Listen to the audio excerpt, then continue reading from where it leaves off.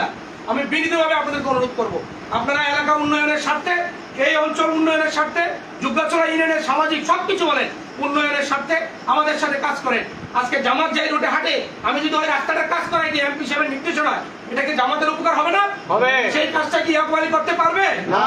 আমি আপনাদের মাধ্যমে সেই জামাতের ভাই থেকে বিনীতভাবে অনুরোধ করব, পার্বত্য এলাকায় জামাত কখনো কিছু করতে পারবে না। আরো 50 বছরের জামাত বাংলাদেশের ক্ষমতায় আসতে পারবে না। আপনারা কেন ভুল পথে হাঁটবেন? আপনাদেরকে আমি বিনীতভাবে অনুরোধ করব, এলাকার স্বার্থে, উন্নয়নের স্বার্থে আমরা জামাতের চিন্তা করি না। জামাত ওই এলাকায় আছে, ওই রাস্তা হবে না, কখনো বিএনপি চিন্তা করে না। আজকে আপনাদেরকে একটা কথা বলি, যুগাচড়া ফ্যাসিস্ট আমলে একটা মামলায় আমি হাইকোর্ট থেকে জামিন হয়েছি। যে মামলার বাদী ছিল সে এখন হাসপাতালে বসবাস করতেছে, তার একটা পা কেটে গেছে। আজকে আমার কাছে আসছে, আমি 5 লাখ টাকা অনুদান দিয়েছি, কিন্তু সেই কথাটুকু আমার স্মরণ করে নাই। যার কারণে আমি হাইকোর্টে যে আমি না, আমাদের মাছ থেকে চলে গেছে এনাম মেম্বার, আমি গোলাম হোসেন মেম্বার, মুক্তুল হোসেন ভাই, এই ভাইস চেয়ারম্যান কাদের সাহেব সহ হাইকোর্ট থেকে জামিন আনছি, আমাদেরকে খাগড়াছড়ি থেকে জামিন দেয় নাই। আপনারা বলেন আজকে বিএনপির দলটা এমন একটা দল, অতীতে আমাদেরকে কি করেছে আমরা এগুলো কখনো কি রাখি না, স্মরণ রাখি না। আজকে এই গাড়িটার মুখে আপনাদের সামনে আমাদের সাবেক উপজেলা বিএনপিকে যেভাবে পিটাইছে, সেই লোকগুলো এখন রাস্তা দিয়ে হাঁটে না, হাঁটে না বলেন?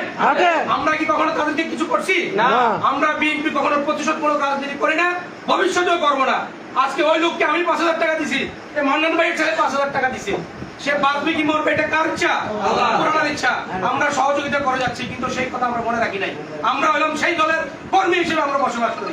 আমি জামাতের ভাই থেকে বিনীত অনুরোধ করবো, যারা এই দলটা করেন কি লাভ, কি লাভে আপনারা, আমরা বলেন ইসলামের কিছু এই দলের আছে? আপনারা আমাদেরকে দোয়াই দেন। আমরা মাদ্রাসায় লেখাপড়া করছি, আমরা ইসলামিক দল হিসেবে সমর্থন করি। ইসলামী দল হিসেবে হুজুর পাক সাল্লাল্লাহু আলাইহি ওয়াসাল্লাম বলেছেন, আপনার বাড়ির পাশের লোক যদি অনাহারে মৃত্যুবরণ করে, আপনার মতো লোকের বেহেশত হারাম হয়ে যাবে। তাহলে আপনাদের ইসলামী দল হয়ে এই 5 আগস্টের পরে, 12 তারিখের পরে কয়জন লোক থেকে আপনি 1 কেজি চাউল কিনে দিয়েছেন? 1 কেজি একটা উপকার করছেন, এমন কোন নজির এই এলাকায় আছে? আমাদের কোন লোক কাউকে দিতেছে আছে? আমরা দিয়েছি। আমরা জামাত বুঝি না, আওয়ামী লীগ বুঝি না, বিএনপি বুঝি না। সাধারণ মানুষের পেটের ক্ষুধা নিবারণ করার জন্য যতটুকু সাহায্য সহযোগিতা করা দরকার, ওয়াদুদ ভূঁইয়ার নেতৃত্বে প্রত্যেকটা ইউনিয়নে, খাগড়াছড়ি জেলায় আমরা সহযোগিতা করেছি, অদূর ভবিষ্যতেও আমরাই সহযোগিতা করব। তাহলে কেন আপনারা গুপ্তধনের পেছনে হাঁটবেন? সেই গুপ্তধন যদি আজকে তার সেই ইচ্ছা থাকতো আগামী দেশে আবার নির্বাচন করবে, আমাদেরকে দ্বিখণ্ডিত করার জন্য, আমাদেরকে বিভক্ত করার জন্য, তাহলে বলেন 12 তারিখের পরে সেই ইয়াকুব আলী কি এলাকায় আসছে? সৌজন্য আপনি দান অনুদান নাই করেন, সৌজন্যমূলক সাক্ষাৎ করার জন্য তো আপনি আসতে পারতেন। যুগাচড়া 514 ভোট পাইছে, এখানে 400 কত ভোট পাইছে, এই মানুষগুলো তো জামাতের লোক।